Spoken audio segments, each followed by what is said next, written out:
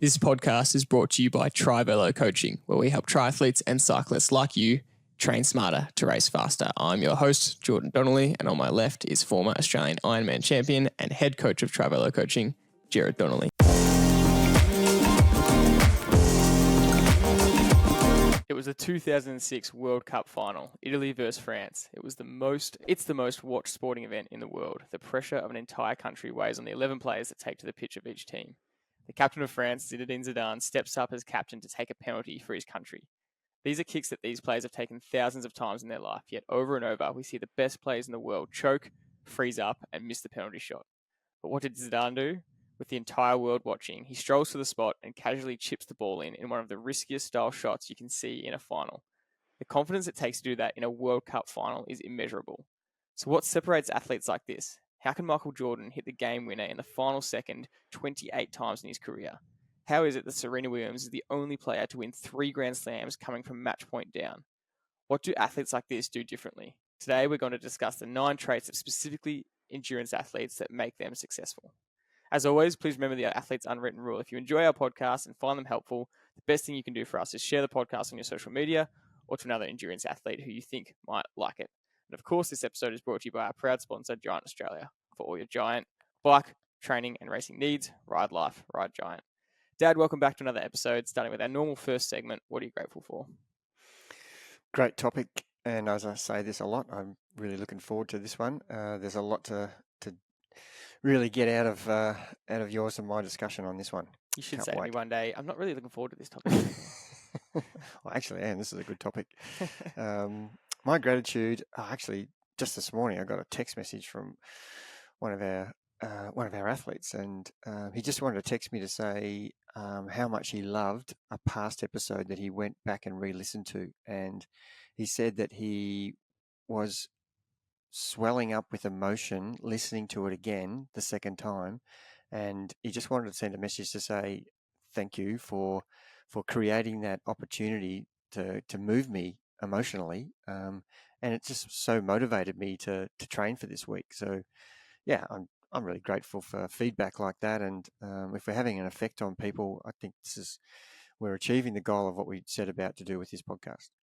Yeah, for anyone that wants to go listen to it, he was talking about episode 104, which was ultimate pre-race preparation. We really went through a lot of detail about how to prepare for a race really well right before a race, and the last 10 minutes specifically, we spoke about the emotion behind racing in events and getting to the start line of an Ironman, and I was definitely moved by it as well. So go back and listen to that if you are interested. My gratitude is I found myself the other day drinking a coffee and just saying, far out, I'm grateful to have coffee. So I thought, that's perfect for the podcast. So I have said that before, but it's a very simple one.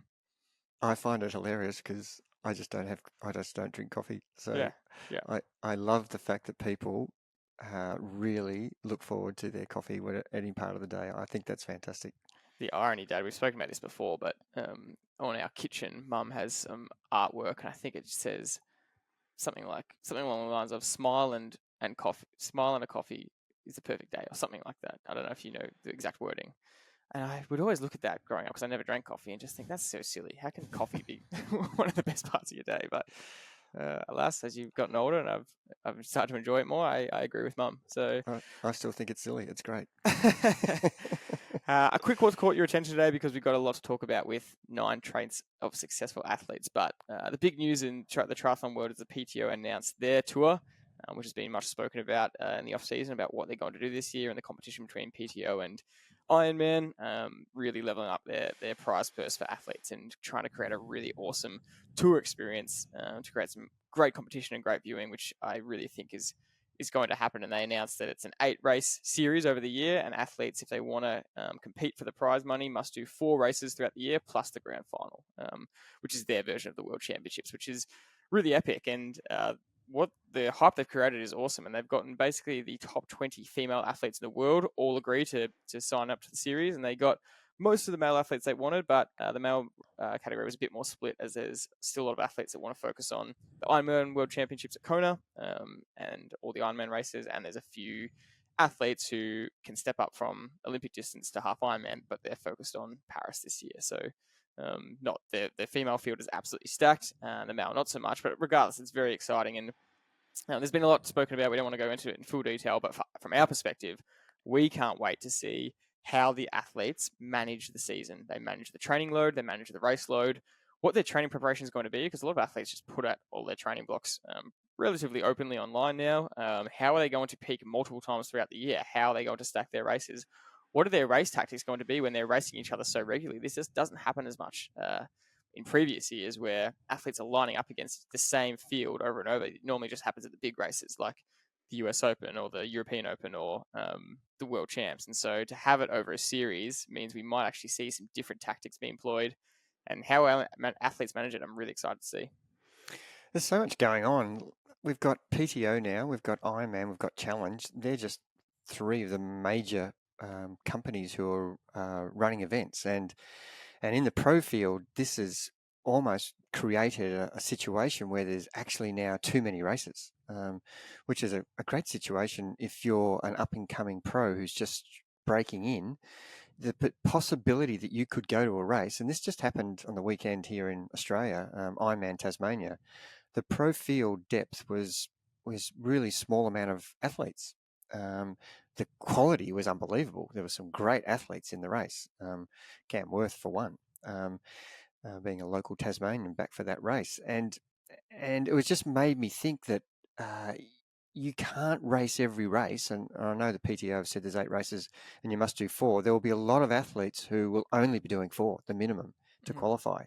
And if they wanted to do all 8, that means they are all in on the PTO, and they probably can't do any other events because that's a lot of 100K, almost, the equivalent of half Ironman, 4 times in a season. And, a lot of the pro athletes are finding that, originally they had to do a lot of races because there was not enough income, and that was forcing their hand to continually compete. And we had situations where guys were doing half Ironmans 3 and 4 weeks, and getting mediocre results. And, you look at a guy like Jan Frodeno, who would never do that. And he was lucky in that he had set himself up to have that much financial backing that he could pick and choose the races and not be under pressure financially, compared to a new professional athlete who has no backing and is trying to break into the world scene.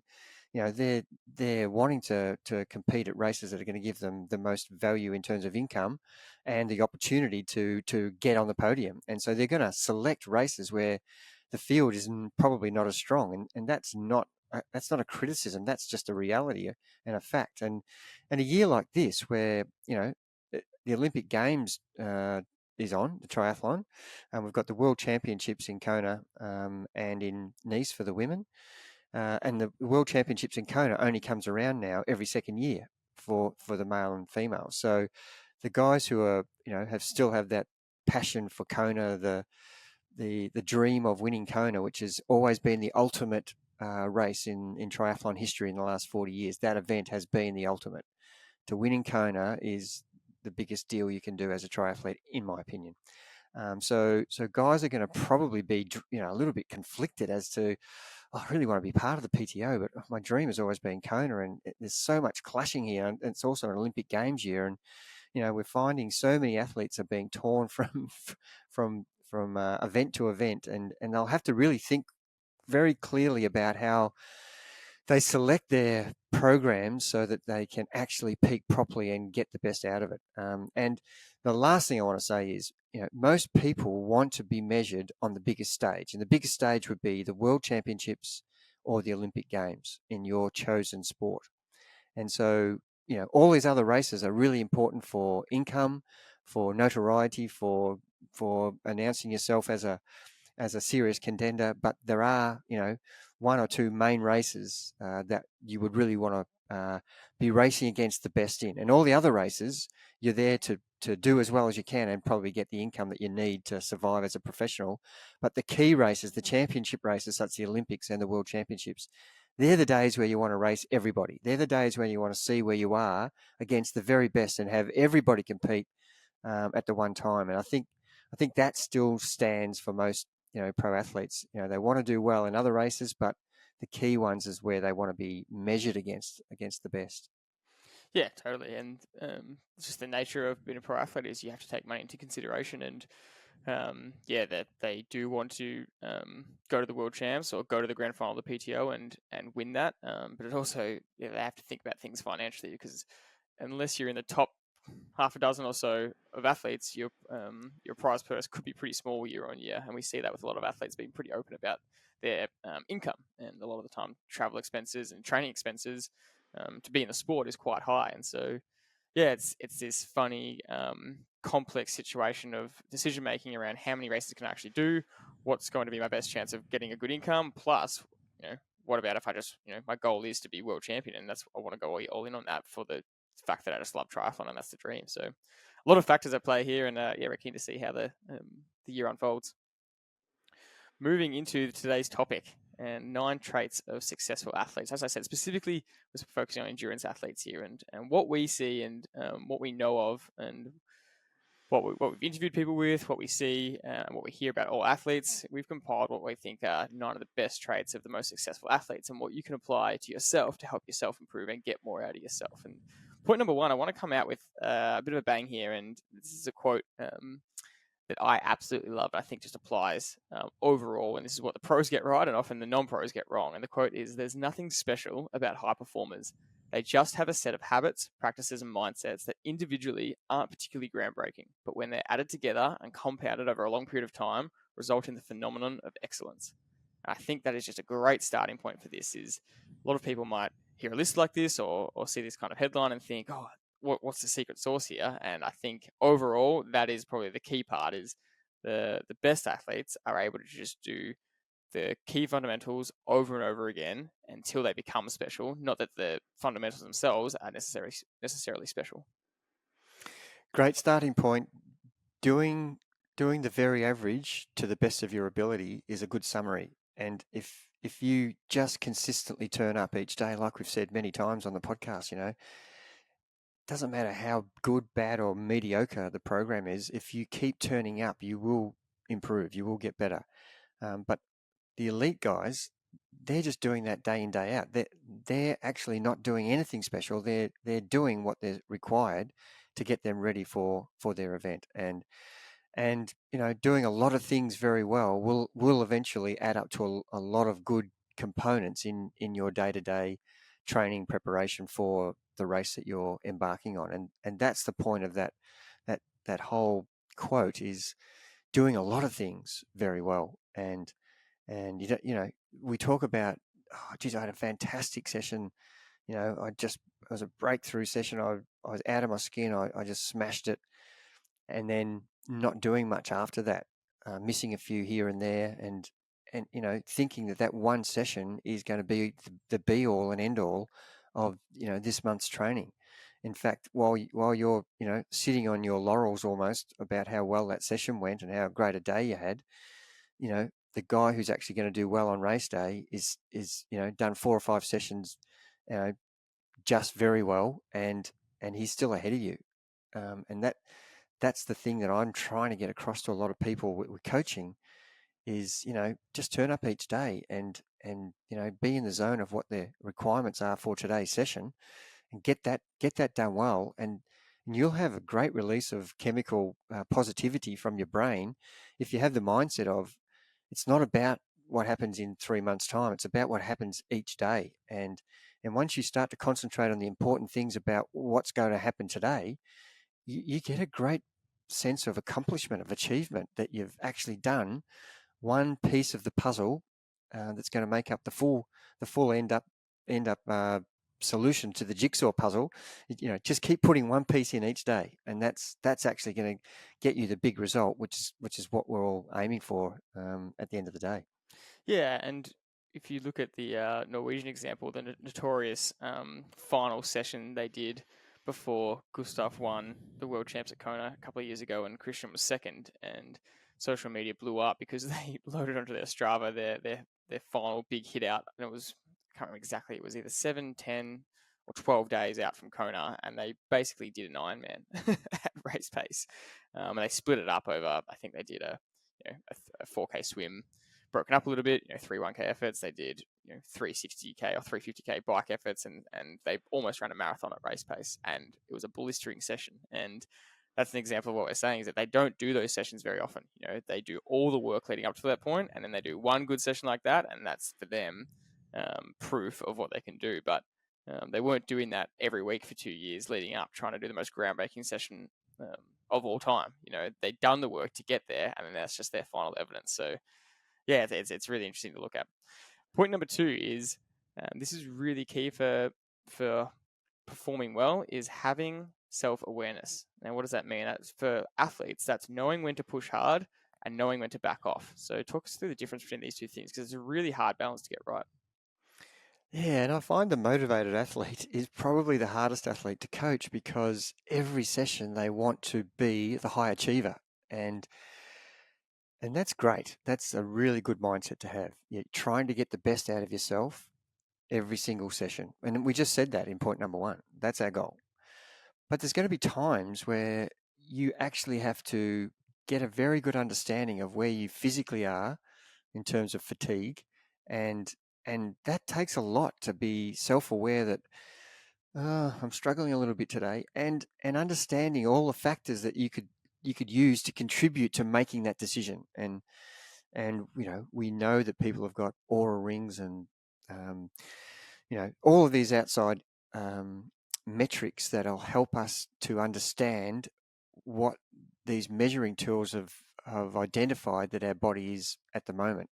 But the biggest one that you can use is your own self-evaluation of where you are on any given day. And I'm a big believer in resting heart rate, but it doesn't dictate to me whether I train harder or harder.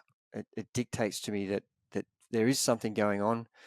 The stress generally, some impact stress has on your heart rate generally will indicate that you're thinking about something that's causing your heart rate to rise. So it could be fatigue that's causing your heart rate to rise. It could be that you're not sleeping well. It could be you haven't eaten very well. It could be there's something at work that's stressing you. It could be a family situation. These are all things that are going to get your system, your body systems, to be overloading with some amount of stress. And there's a lot of things I just said there. So understanding that there's something going on, that's the first thing. Self-awareness and appropriately responding by being a little bit kinder to yourself on certain days.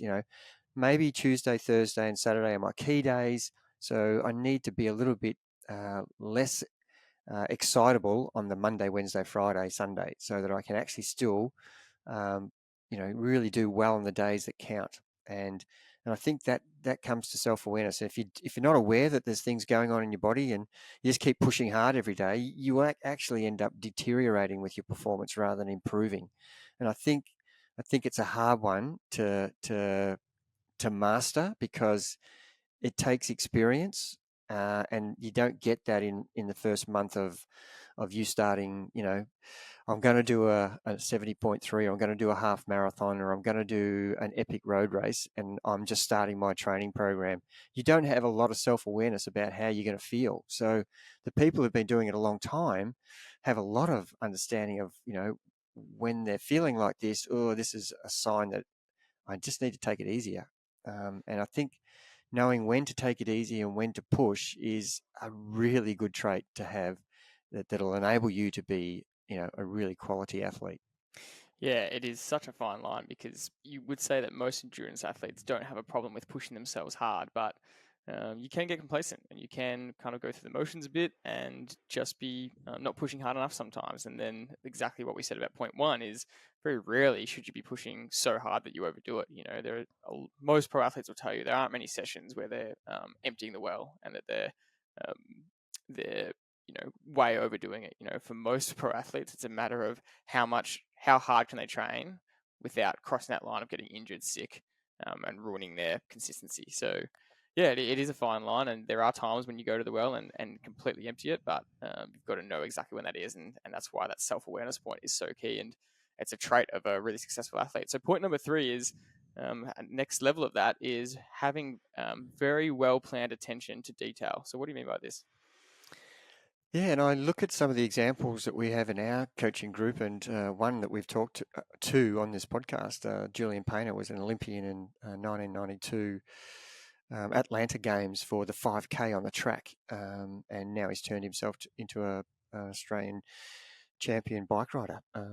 And one of the things that he has shown a lot of other athletes in our group is that attention to detail. And it rubs off on other people. When you spend time with someone who's been at that level, you see how fixated they are on every little detail, every minor detail all contributes to the big plan. And like we use the example of the jigsaw puzzle, there's 500 pieces. Well, every one of those pieces has a role to play. And that's the way Julian went about his training.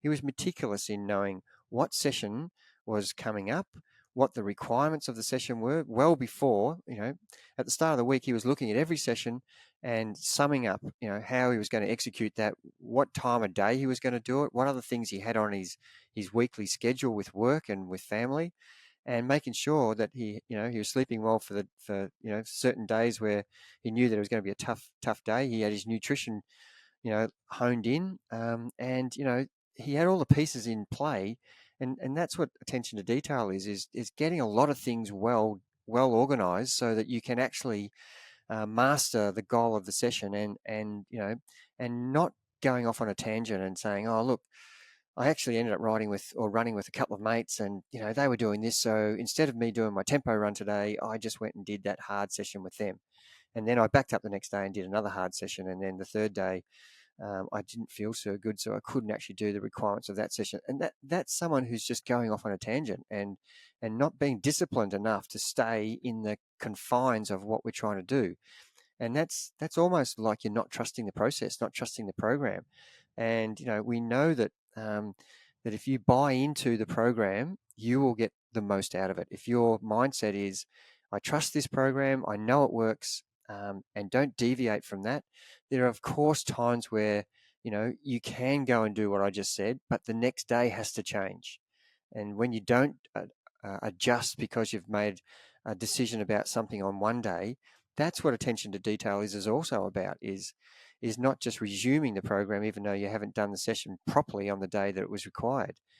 So attention to detail is making sure that you know what the session requirements are, and then if you don't do that, then you can do something about adjusting it. And I think that's something that's really hard for people to get without having outside assistance, and that's where a coach comes in. Yeah, I think something like the nutrition timing is so underrated in that example, and attention to detail, because you really want to plan out which sessions require high intensity, which ones require a certain course, where you're going to do each session for the week, when you're looking ahead, and then what time you're going to do it has a massive impact. If it's first thing in the morning, how are you going to prepare the night before, food-wise, sleep-wise, what time you go to bed in the morning? Do you need to fuel yourself before the session to get through the session properly? If you're training after work, so many times I've been caught out by, you're busy at work, and then you miss lunchtime, or lunch is really late, and then suddenly you're getting too close to that evening session where you actually can't afford to have too big a meal because you'll suffer, but you're starving because you haven't eaten enough, and it really does detract from the quality of the session massively, and you end up not having a very good session because of it. And so that all comes from a lack of planning and a lack of attention to detail. Whereas when you're really planned and you've fueled really well, you can notice a massive difference in the quality of your sessions just by doing that right. So I couldn't agree more with that. Another little example, just what I was thinking, George, was, for example, on a Wednesday, you were asked to do some sort of high level intensity, and then Thursday, you were asked to back up. And the coach has said, I want you to do that Wednesday morning and Thursday evening. And that gives you that extra time to do that.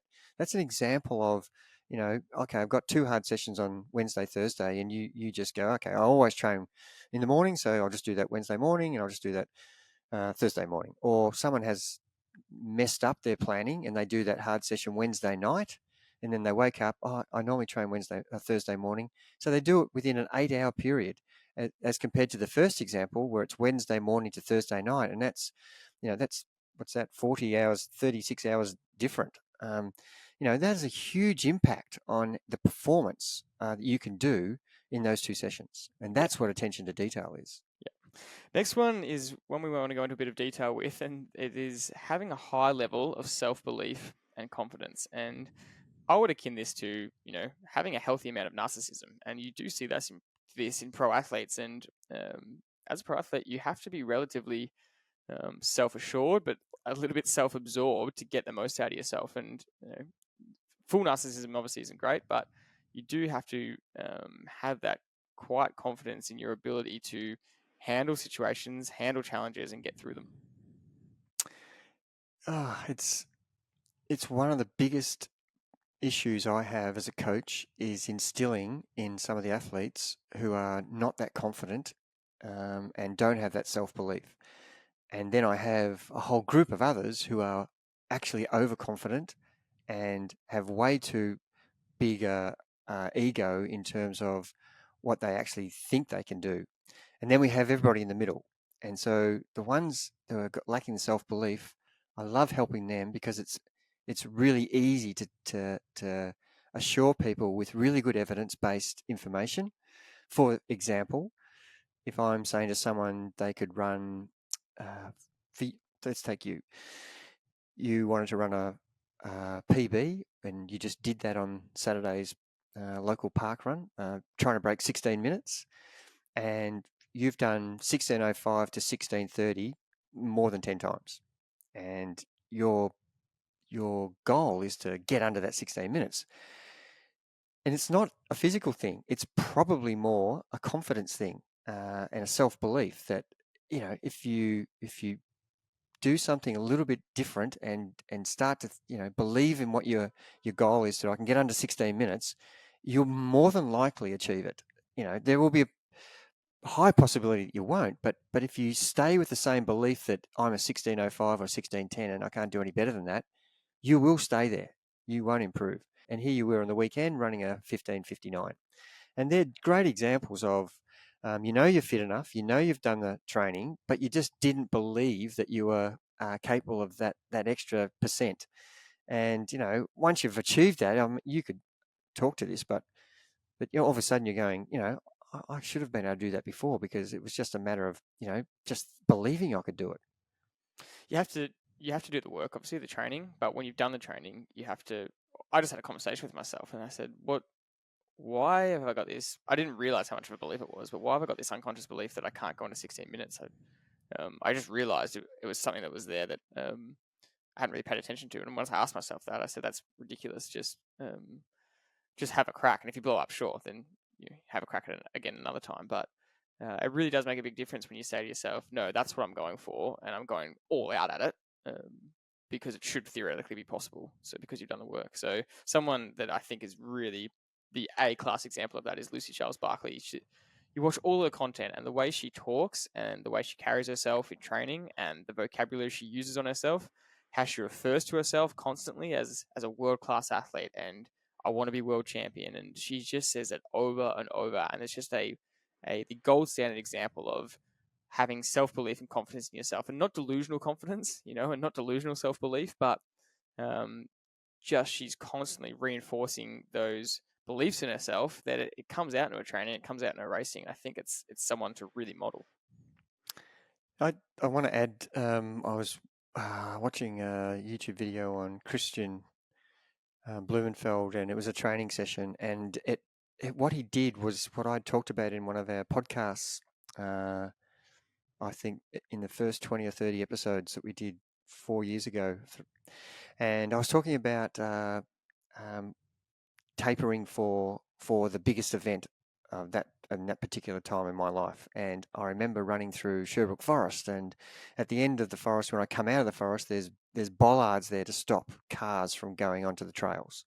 And so every time I run out of the forest, it was like me finishing my event that I was dreaming about, the Ironman, and I'd run through those bollards and I'd put my hands in the air, like an idiot on my own, no one around me, and just going, yes, I've just had victory. And I was watching Christian's video, and he was doing exactly the same thing. He was visualizing, and I thought, oh, funny, I did that, in 1987. Here he is, he's doing the same thing, and many people have done the same thing in between.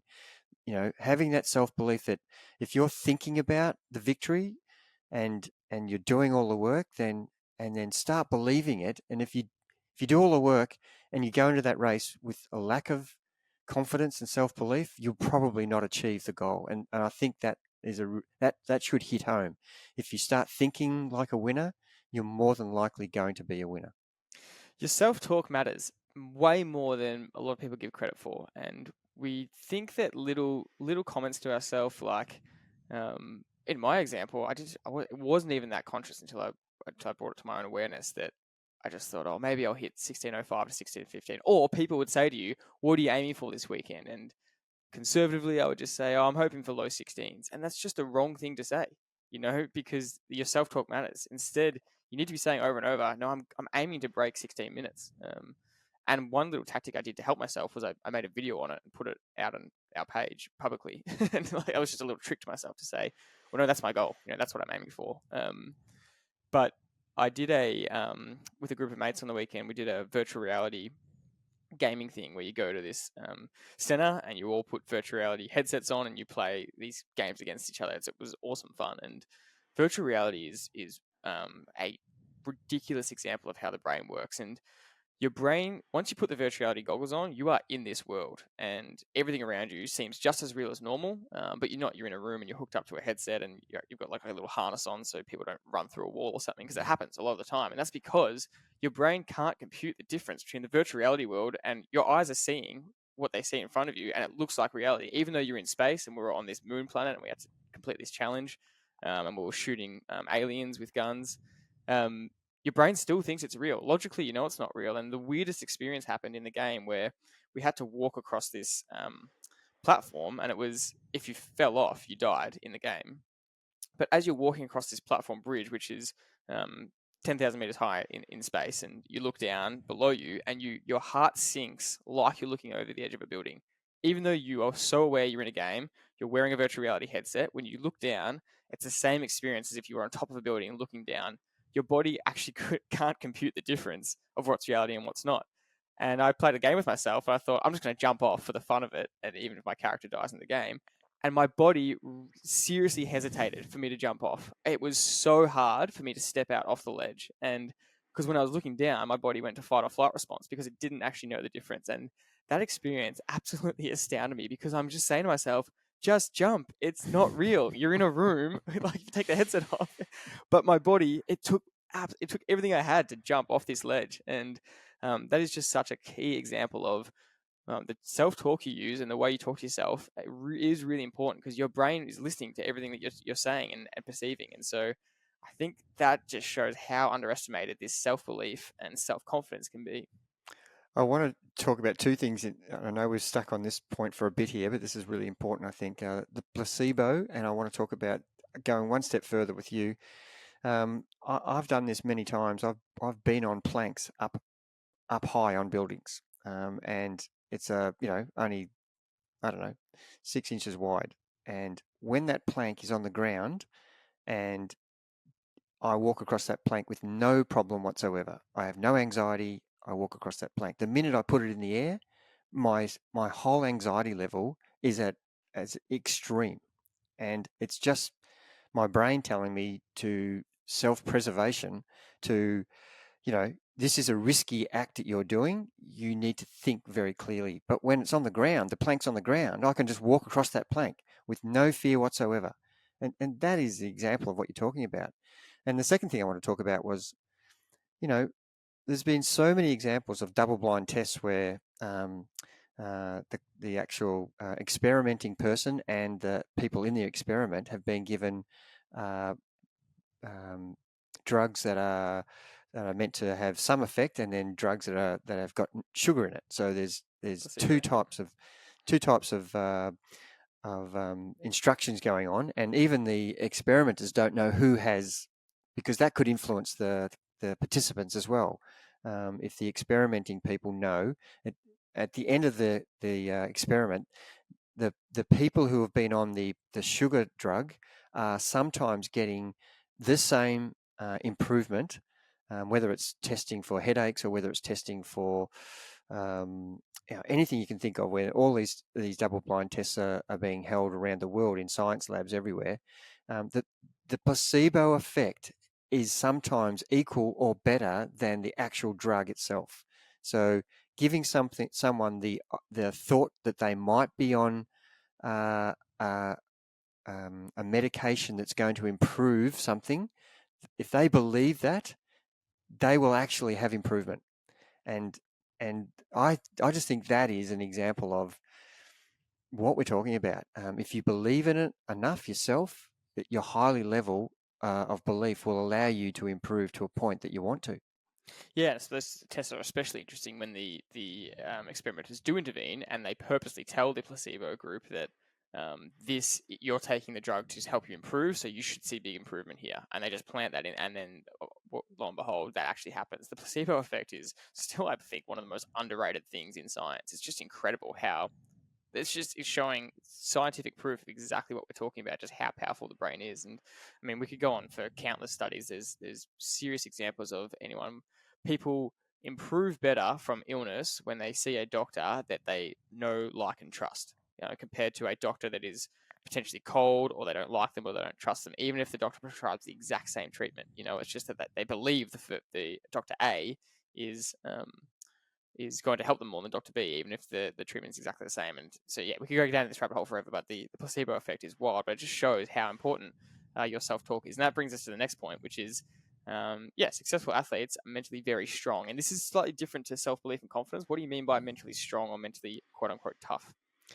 Yeah, you've got to be, I think, physically as well prepared as you can possibly be. But if you don't actually practice mentally, the situations you're going to find yourself in, and we're talking about endurance sport in this podcast. So we know that there's going to be times in a 6-hour endurance event, or a 9-hour, or a 15-hour, or a 40-hour event where your physical body is starting to wilt, and this is where the mentally strong people, who have been training just as hard physically as they have been mentally, about that self-belief, about, no matter what situation I'm finding myself in, I must concentrate on the things that are going to help me move forward.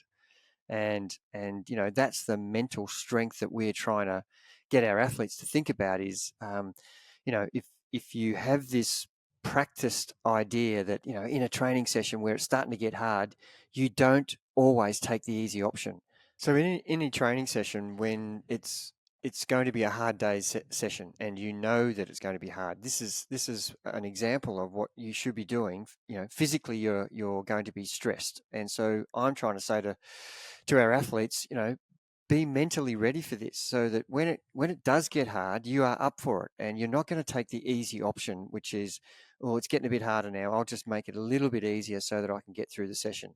Well, these are the times where that's what practicing to put yourself through a little bit of an uncomfortable period is going to enable you on the day that it counts to know that you can draw back on that experience so many times over and over and again in training to allow you to really pull through mentally when you actually are put in that situation. And I think I've told this story before, where I was in a bike race, and it was extremely hot day.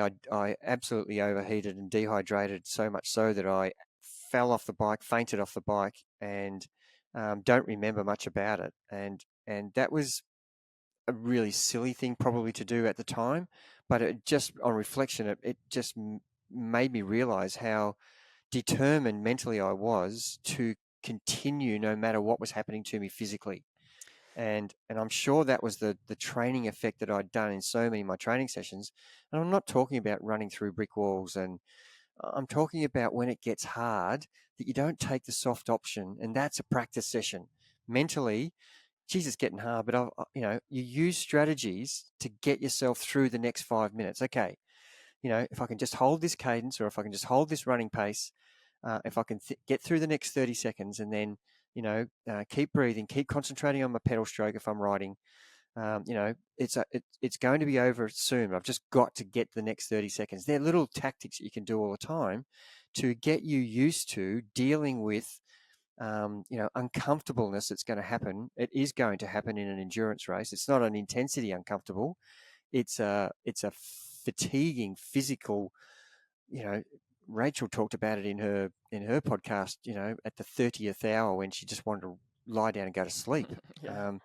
Mentally, her mantra was, just keep moving forward, just keep moving forward. And no matter what was happening around her, she was so strong that physically she was, not coping, but she had the mental capacity. That's what we're talking about, is practicing that as much as you practice the physical training.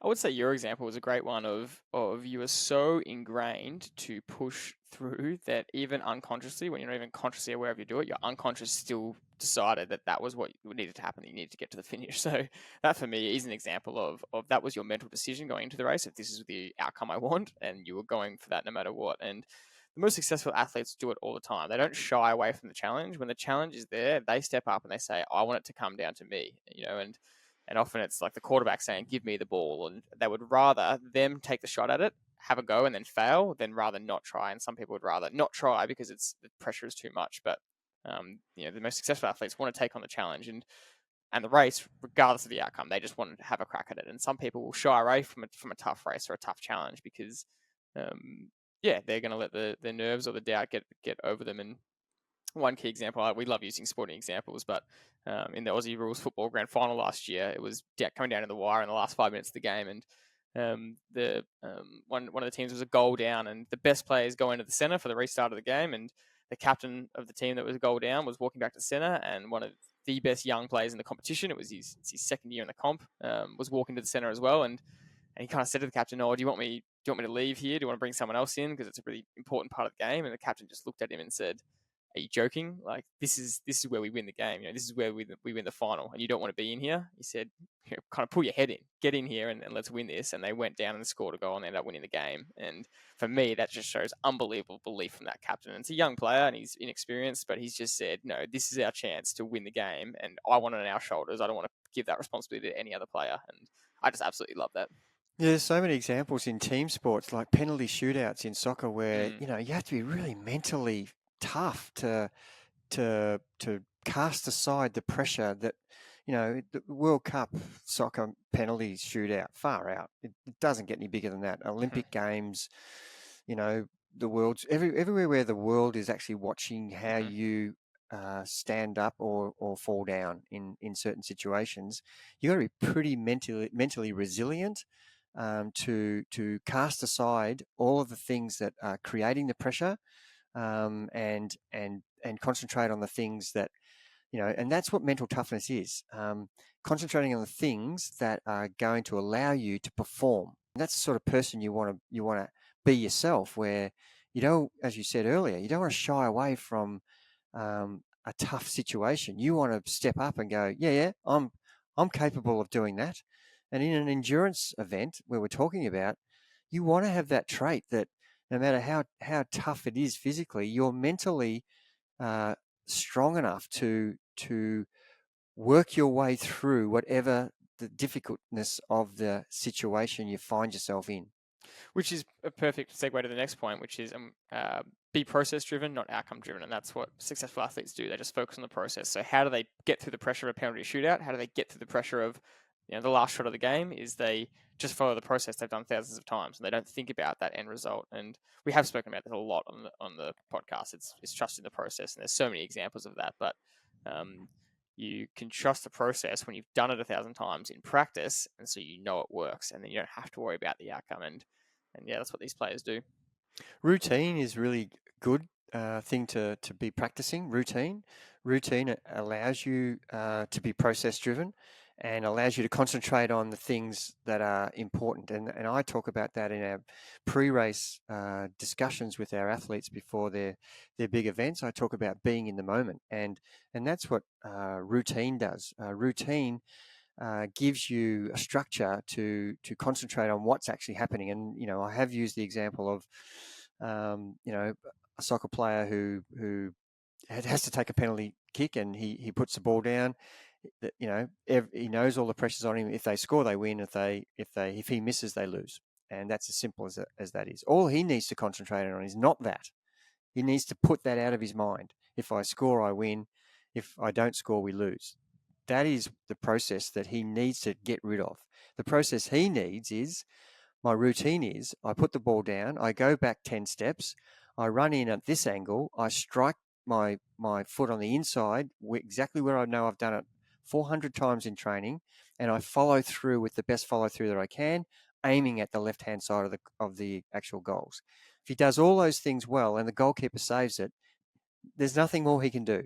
He has done the process right, and he has followed the key things that are going to contribute to him executing that actual penalty shootout. And he's not driven by, if I win, if I shoot, if I score, I win, if I miss, I lose. That is not helping him score the goal. And that's what we're talking about here. Yeah, I had a really interesting example on the weekend. I don't want to go on about a little 5K PB, but it was just hilarious, the self-talk that was coming up in terms of like fear and doubt about the process and worried about the outcome. But I got to the warm-up of the race and I just felt so average. I had a really poor night's sleep. I ate some lamb at lunch the day before. I had pasta at dinner, but at lunch I had some lamb and it did not sit right for the next 24 hours, which doesn't happen often. But I woke up and I seriously had kind of stomach pain the whole morning. And I also did a gym session on the Friday, which you'd argue, why are you doing a gym session before, a race on Saturday? But it's very much a C race. It was just a 5K time trial. And so I didn't want to interrupt my training week and miss a gym session based on that. But I woke up really sore on the Saturday as well. So in the warm up, things weren't going well mentally for me. I felt horrific, and I felt a bit out of my routine, and I didn't feel how I'd normally feel before a race where I'm trying to put in my best effort. And I started to say to myself, "Oh, today's maybe not the day." It's all this ridiculous self talk kind of came in.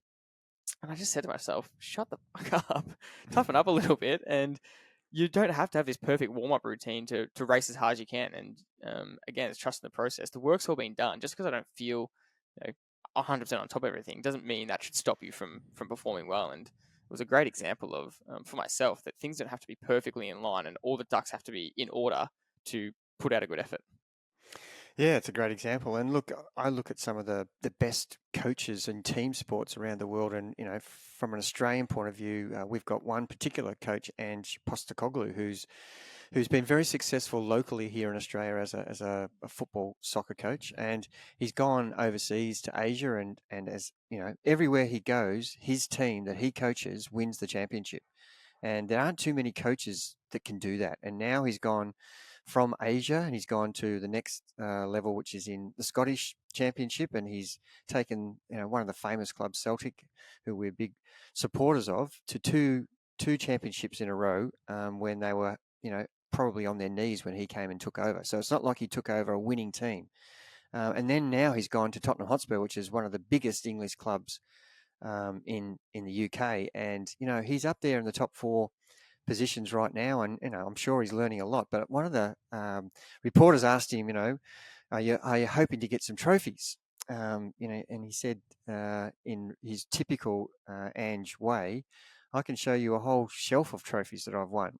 I believe in what I'm doing, and all I've got to do is make sure the players are on board with my self-belief, and they just have to trust the process that this process works. That's why I've got all these trophies from every country that I've coached a football team in. I have won that championship, that national championship, and I'm going to do the same with Tottenham Hotspur.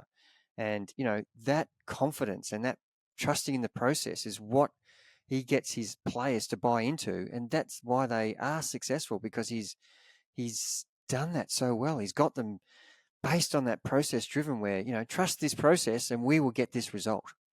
And it might not happen straight away, but it will happen. And the way that you can trust the process, as we just mentioned, it's being very well prepared physically, that because you've done the work, and that means you can trust the process. And that's really true for a lot of athletes getting to the start line. You'll either get there knowing that you've done the work, or you haven't done the work. And a lot of the nerves and anxiety is relieved when you've done it. And that's how you can really trust the process, because you're as well prepared as possible physically. And that's kind of our next point is, when you do that, the outcome will take care of itself. And those 2 points kind of tie in together. Trusting the process, but also doing the work. That's what successful athletes do. They do the work so that they can trust the process and not have to be outcome driven. So the last couple, I'm just going to say, Jordy, before you go to the last couple, that being well prepared physically combines with self-belief, self-confidence, mentally strong. They're all intertwined. Trusting the process. For Ironman, when you're standing on the beach, you have that self-belief and confidence. You are mentally strong. You know the process you have to go through. You are very well prepared. So you are standing there at ease. the anxiety levels are minimal compared to the people around you who have lacked everything that we've just talked about. And so I just think that can't be underestimated. That sense of calm that you can get when you know that you're well prepared will give you those things: self-belief, the confidence, the mental toughness, and will drive you to trust the process, that the execution you're going to do on the day is going to give you the outcome you want. I think they all are intertwined, all of those points we've talked about. Second last point that successful athletes do is that they rely on themselves and they control what they can control, and everything else is irrelevant. And they don't let external factors try and influence their process or their outcome. Yeah, what a beauty, isn't it? It's time to stand up for yourself now, and all the help you've been given from the whole journey you've been on. Inevitably, it comes down to you have to do it, and I think that is a tough thing for a lot of people. Is, oh, geez, it's up to me now. And I think that's one of the reasons why I probably left team sport, was because I wanted to be totally in control of the outcome, and I didn't want to rely on others who may not be as into it as I am. And I'm really, I was probably a poor teammate, because anybody who didn't contribute the way I felt they should have, I was really hard on them. And I think at the end of the day, you're better off in a sport where you have to rely on yourself, and you're not going to get upset at other people because they're not putting in the effort that you want them to, compared to what you're doing. And this is the time where you can stand up and be counted or not. And I thrive on being tested, and I can use this year as an example. The last 12 months is probably the most I've ever been tested with my fitness levels, and trying to get back to where I was from where I what I was able to do seemingly no problem. And now it's time to really dig deep and trust all the things we've been saying. But I absolutely believe that if you stand up when it counts, that that'll give you confidence in itself for the next time. And you've got to know that when everything else is, the world around you, if you're standing on the start line at a marathon or a road race or a triathlon, there's so much noise around you. You've just got to cut that out and just say, today, now, this is my time. Yeah, it's as simple as that. And I think we put far too much energy sometimes into things outside of our control, and this can happen. If something before a race throws you off, it's like, well, what are you going to do? If you can change something about it, then change it. But if you can't, then don't let that impact your performance, and most importantly, what you can do on the actual day. So, last one, an understanding of key moments, and I want you to kind of explain this, but it's kind of, you start going into it a little bit before. When you go in the race, you're going to be challenged, you're going to be tested, and it's your ability to perform in those moments that counts. Yeah, a good example would be just on the weekend, we had a race called the Melbourne to Warney, which we've talked about on the podcast. It's a 267 kilometre endurance race. It's one of the oldest races in the world. It's been going for over 110 or 20 years, and it's just an epic journey for amateurs and for some elite riders in Victoria here in Australia. And it's a big race. It's one of the ones that's on the calendar for everybody to aspire to, and not everybody can complete this race and get the Warney medallion, which is held in high esteem. But one of the things of understanding key moments, and one of the athletes, one of our coaches, Nick, was in this race, and we talked a lot before the race about being aware of what's happening around you, and knowing that this is a key point in the race that's going to be determining the outcome, and your ability to keep concentrating, and so that you can automatically respond to the situations that you're seeing and that are rising in front of your eyes. That is the thing that's going to make good decisions happen. And if you're not concentrating throughout this whole 267 kilometers, then you're possibly going to miss those key moments. And I'm talking about a bike race where there could be up to 30 or 40 different attacks, and you can't be in every single attack. So it's understanding when the right attack goes up the road, who's in that group? Are they the key riders that you should be worried about? Or are they riders who are not so important in the teams that are in. You see this in the Tour de France or the Giro or the Welter. Riders that aren't expected to finish in the results are being sent up the road to for tactic reasons. It could be so that the guys in their team get an easier ride because they don't have to contribute to the chase. And this is the same thing that's happening in this event. Understanding who's going in the break and is that break worth chasing because there's someone in that race who you think is a threat to winning the race. And these are examples of understanding what's happening in the situation you find yourself every minute of that actual event you're in. And that takes a lot of concentration. You should be exhausted after the race mentally as much as you are exhausted from riding 267 kilometers, which is going to take you 6 hours of basically the hardest riding you'll ever do. So being in the moment we talked about before, understanding when the key moments are and making good decisions. And normally that people who hesitate normally miss those key moments. So you want to make it automatic. When you see something happen, your response has to be, I move now. I don't wait 5 seconds, because waiting 5 seconds could mean the difference between you having to bridge a gap of 300 meters compared to a gap of 10. And they're the key moments we're talking about. And the classy world level people, world level athletes who are the most successful have a great understanding of key moments and what to do in those situations. And also what will contribute positively to make the situation better. And I think that's a really hard one to get. And it's not just bike racing, it's in any endurance event, especially a triathlon. You're going to be faced with constant decisions, and you've got to be really concentrating to make sure that you have an understanding of where the key moments are in the race and where you really need to step up as an athlete and push that next level to get the best result for yourself possible. And that's what we're talking about here. So I want to finish by asking you, Dad, you've undoubtedly had a very successful career, both as a pro and a masters athlete. And what do you think a trait of yours is that you leaned on to help you succeed? Whew, that's a tough one, Jordan. I'm hesitating because it's just not one thing.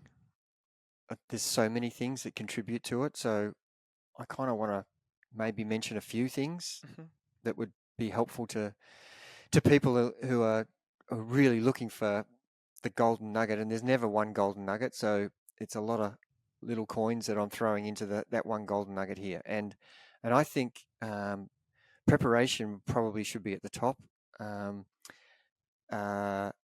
Knowing what the requirements of the event are is one of the things that I think I have a good grasp of, and therefore I implement that into the training sessions as closely as I can.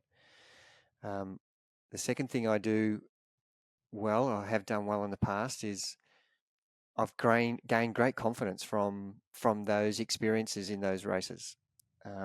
And if you've never had good experiences and you've never been successful, how do you go to that avenue or that well to try and get that information? Well, you've just got to trust the process from the start. So once you get that first confidence boost of improvement, doesn't have to be a win or a victory.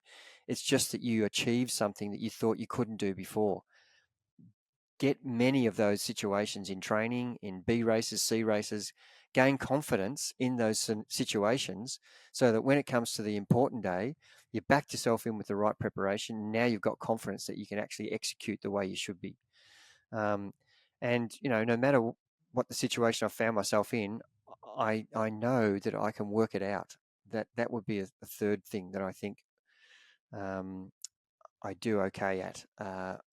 You are going to have roadblocks in most events that you're in, that you have to think of a way, whether it's a mechanical or you're getting cramp or physically you're not feeling that good, you're feeling unwell, but you're in a situation where you can either make one or two decisions. I'm going to trust in all of my good preparation and my confidence and my mental strength to get through this, or I'm just going to fold and just give up. And that's just not in my DNA.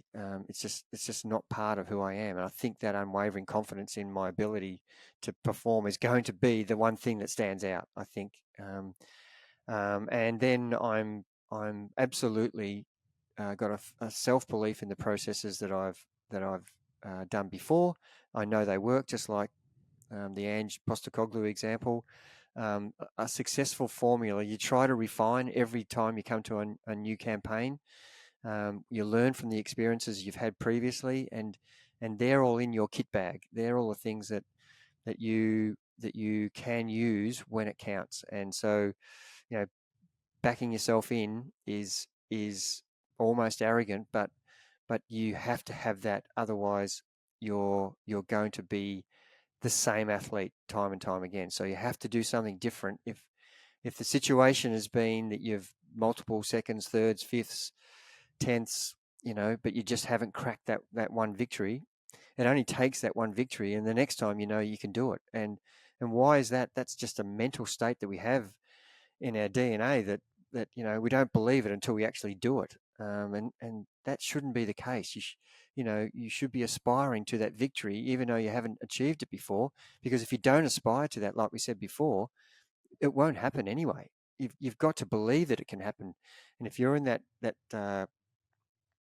situation where you're still not confident enough, and I have plenty of athletes in this position, that they don't believe they can do it, and until they start believing, and gain some confidence from some small wins, and I don't mean win as in victory, I mean small successes in their preparation, that absolutely gives you more belief that you can actually achieve what you're trying to do.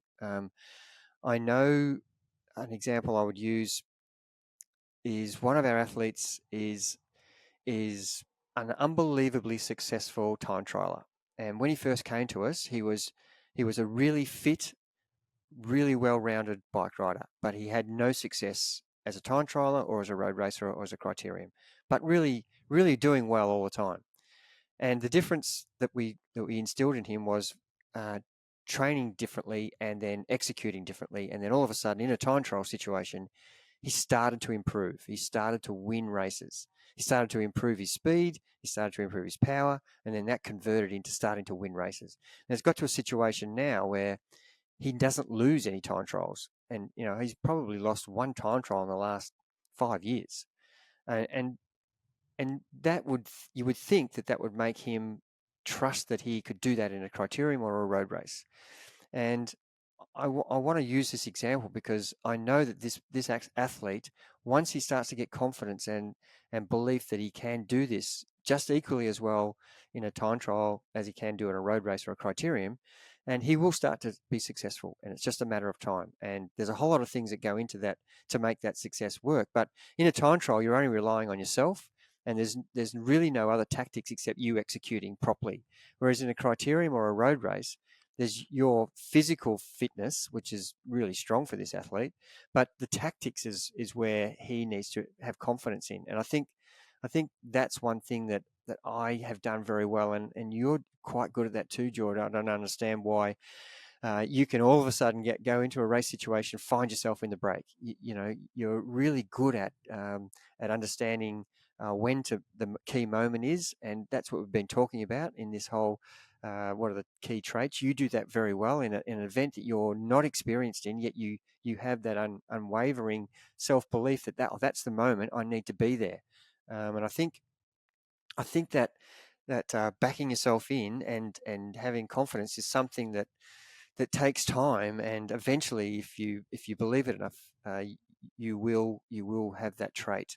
And finally, I think I'm a person who's absolutely willing to lose to win, and I am a measured athlete. There's no doubt about it. And in endurance sport, you can't be risking stupidly. You have to risk with a mindset that's calculated, and I will do everything to win.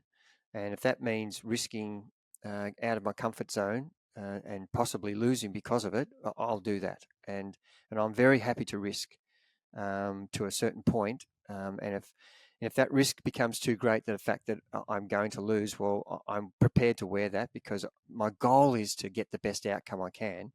But I'm still going to not go outside of the box to an extreme ridiculously.